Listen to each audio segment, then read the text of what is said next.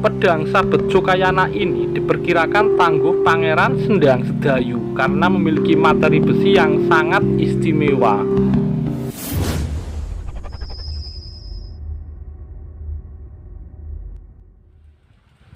Rahayu, Rahayu, Rahayu. Ketemu lagi dengan saya Teddy Wahyono di channel tempat mengenal keris dan pusaka Nusantara lainnya dengan akal sehat dan hati terbuka. Nah, kali ini kita akan membahas sebuah pedang ya milik salah seorang kolektor besar Surabaya ya. Dan kebetulan materi besi dan tempaan pedang ini menimbulkan pertanyaan yang cukup menggelitik ya bagi saya ya dan beberapa teman ya.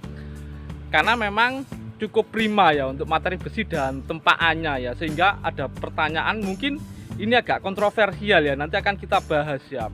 Jadi pertanyaan pertama yang timbul nanti itu tentang sebenarnya dimaksud ciri-ciri materi besi keris Sedayu yang kayak kalau diraba lumer atau gerayangannya lumer, terus besinya itu sangat prima, tempaan atau wasuhannya sangat matang, itu seperti apa sih? Dan ada pertanyaan kedua, apakah empu-empu besar di saat itu, terutama empu terkenal kayak empu Supo atau empu Pangeran Sedayu, empu Koso atau empu besar yang lain ya, itu apakah cuma membuat keris? Apakah mereka tidak membuat pedang ataupun tombak gitu ya? Nah, nanti ini akan kita bahas karena selama ini kan memang mungkin teman-teman jarang dengar. Ini loh tombak karya empu Koso, ini tombak karya empu Supo, atau ini pedang karya empu Supo. Kan jarang ya. Jadi memang ada sih jadi yang keris dan tombak empu terkenal. Nah, nanti akan kita bahas ya. Kira-kira empu besar zaman dulu apakah cuma membuat keris ataukah membuat tosan aji yang lain. Nah, sebelum saya bahas, buat teman-teman yang belum subscribe, silakan subscribe dulu biar tidak ketinggalan informasi dari channel ini. Nah, kalau di awal video tadi, jadi teman-teman lihat ya, jadi memang itu salah satu jenis pedang ya, pedang Sabet Sukayana ya. Dan itu materinya itu sangat-sangat prima, sangat bagus, bahkan porinya pun tidak terlihat ya. Nah, itu menimbulkan pertanyaan jadi tentang keris Sedayu. Nah, untuk membahas terutama tentang materi besi, yang pertama kita harus lihat yang literatur kunonya dulu ya, yang cukup lama ya, yang di Panugo atau Primbon Keris ya. Itu memang keterangannya cukup singkat ya. Jadi untuk tosan atau besi dari keris Tangguh Sedayu itu wojonya atau bajanya sedeng, terus gerayangannya lumer atau kalau diraba lumer. Nah, ini kan timbul tanda tanya, maksudnya lumer itu seperti apa gitu loh. Kalau nggak ada contohnya kan kita akan kesulitan. Makanya untuk ilmu tangguh keris memang harus ada barangnya agar bisa paham ya. Nah, kalau yang ciri keris Sedayu yang lebih lengkap itu yang di buku terbaru ya, kayak ensiklopedia keris yang di era sekarang itu referensinya sumbernya ada banyak ya ibaratnya ya. Jadi untuk menulis ciri-ciri itu ya. Nah, ini sekarang kita lihat ya, jadi ciri-ciri keris Tangguh Sedayu untuk buku-buku atau literatur terbaru ini seperti apa ini? Kalau ini dari literatur lama ya, Panugo atau Primbon Keris ya. Di situ kalau untuk Tangguh Sedayu, untuk tosannya atau besinya itu wojonya sedeng, gerayangannya lumer atau kalau diraba lumer ya. Kalau ada pamor itu mubiar.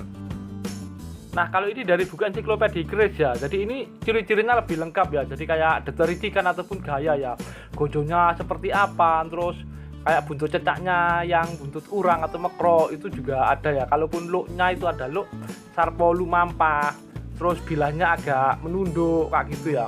Jadi di sini kembang kacang, gelung wayang dan macam-macam. Tapi di sini nanti kita fokus untuk yang materi besi ya. Jadi untuk keris buatan Pangeran Sedayu itu selalu matang tempaannya ya, besinya berwarna hitam kebiruan, nyabak atau terkesan basah ya. Kalau pamornya lumer ya. Jadi intinya di sini untuk besinya ini demikian prima ya dan tahan karat ya. Bahkan banyak diantara yang untuk mewarangi pun paling enggak 5 tahun sekali atau lebih kayak gitu ya.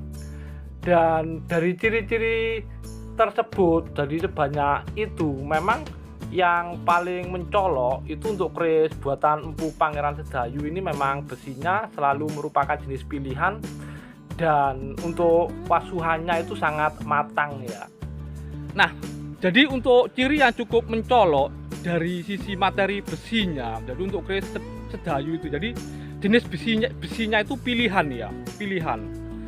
Dan untuk wasuhannya itu matang atau matang wasuhannya itu pembersihannya ya, yang dengan cara dipukuli loh, digempleng dalam keadaan membara sampai konon percikan apinya sudah nggak ada ya. Jadi wasuannya sangat-sangat matang ya, itu yang mencolok ya. Kalau teman-teman lihat tadi itu kayak yang bersihnya warna hitam kebiruan kayak gitu ya, nyaba atau terkesan basah. Jadi sudah agak bisa membayangkan ya. Nah, itu timbul pertanyaan. Jadi di sini ada sebuah pedang yang materi besinya bahkan bisa dibilang cukup prima ya, dibandingkan contoh-contoh keris sedayu yang selama ini kita lihat. Mungkin banyak yang istilahnya termindset keris sedayu itu ya yang keleng gitu loh, nggak ada pamornya. Walaupun ada ya keris sedayu yang ada pamornya ya, baik di sumber lama maupun di sumber yang baru di ensiklopedia. Memang ada yang keris sedayu ada pamornya ya. Nah, kalau untuk besinya sendiri sekali lagi itu adalah sangat prima ya besinya ya, dan bahkan tahan karat ya kalau di literatur itu ya. Itu karena memang wasuannya sangat matang atau matang wasuhannya. Jadi seperti itu ya. Nah, contoh kayak di pedang ini, jadi jangan-jangan seperti ini yang dimaksud kayak rabaannya lumer. Jadi ini kayak ciri-ciri yang di literatur ya. Itu kalau megang sendiri. Kalau di video ini mungkin agak kurang jelas ya. Tapi kalau teman-teman meraba sendiri itu nanti akan tahu. Jadi ini benar-benar sangat padat, sangat prima, dan kemungkinan besar ini sangat sulit berkarat. Bahkan ada yang bilang, beberapa teman yang pernah melihat langsung bilang ini baru, ini dari pir atau baja pir mobil itu ya. Karena saya kebetulan memang punya pisau yang pesan di Madura tahun 99 dulu, waktu nginep di tempat teman di daerah Tamblangan, Sampang, itu pesan pisau dari pir. Tapi saya tahu ya bedanya, jadi nggak seperti pedang ini ya. Nah, jadi seperti itu ya. Jadi memang ada pertanyaan berikutnya, jadi apakah empu-empu keris zaman dulu cuma membuat keris, nggak membuat pedang, nggak membuat tombak? Itu sebenarnya kalau kita pakai nalar logis, tentunya mereka kalau maestro tentunya nggak cuma bikin keris, pasti bisa bikin pedang, bikin tombak. Karena memang di beberapa empu kayak di era Mataram yang Amangkurat kita terkenal empu Brojoguno, itu juga selain keris ternyata ada tombak yang dikenal Brojoguno ya. Cuma memang itu Brojoguno memang ada dua pengertian ya, mengacu ke besinya yang keras banget bisa menembus besi, dan mengacu nama seorang empu ya. Jadi seperti itu ya. Jadi ya disebut kayak keris Brojoguno, tombak Brojoguno, salah satu cirinya kalau bisa nembus koin gitu. Walaupun nggak semua keris tombak yang bisa nembus koin itu karya empu Brojoguno ya. Karena memang ada dua pengertian, tapi tetap itu sudah ada tombak selain keris.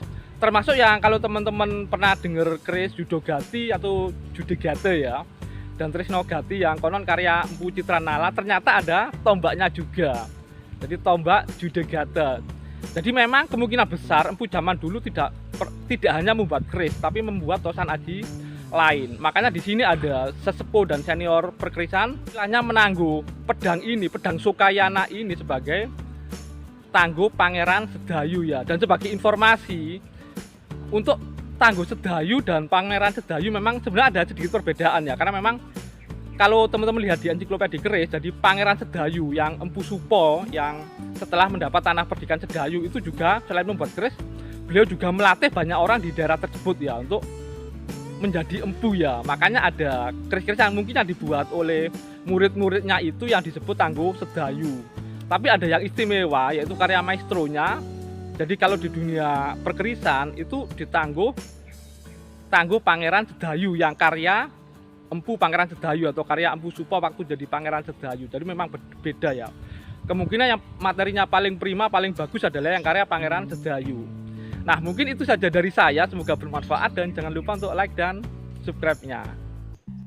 Dan ini adalah detail bilah dari pedang Sukayana yang diperkirakan tangguh Pangeran Sedayu ya. Ini memang materi besinya ini sangat padat ya. Rabaannya pun sangat lumer ya, dan untuk materi besinya bisa dibilang sangat prima, dan kemungkinan ini memang sangat susah untuk berkarat ya ini ya.